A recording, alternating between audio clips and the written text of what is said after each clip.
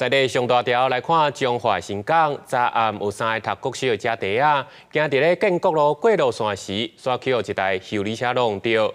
因为小弟是侧伤无大碍，不过伊2个阿姊是当场互弄甲无喘气心跳，家己送医救转来，不过也是有生命危险。这3个小家弟仔当伫过马路，行伫咧新川线。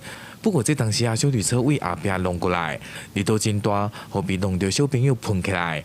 救护人员到了现场，2个女童倒伫咧涂骹，现场是非常凌乱。救护车竟然将这3个家弟仔送医，不过11岁甲9岁是一度失去生命真相。变回小弟是真侪所在拢侧伤。22号暗时6点左右，中华关新港乡建国路甲美港公路3段的路口。这3个家弟仔当伫过马路的时阵，被小旅车弄着。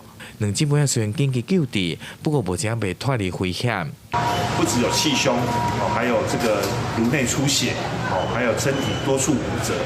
这3个家弟仔生长伫单亲家庭，平常时是阿伯伫帮忙接送。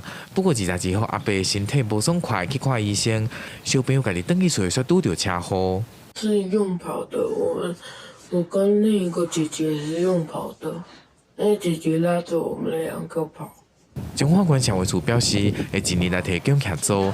而警方初步了解，驾驶是43岁萧姓男子，酒测值是零，不过算是无照驾驶。当时沿着新港乡的建国路由北往南的方向来直行，并无超速，而且灯号是青灯。开车行经路口虽然是绿灯但是还是要减速慢行，要注意车前状况。那行人在经过路口还是要慢看停。警方表示，肇事原因该进一步厘清。不过，当地民众表示，这个路口并无行船线的退缩，嘛不进行道甲行人庇护道等设施，常常伫发生车祸。官方嘛将会会同相关单位，今年来会看想办法来改善。记者中华采访报道。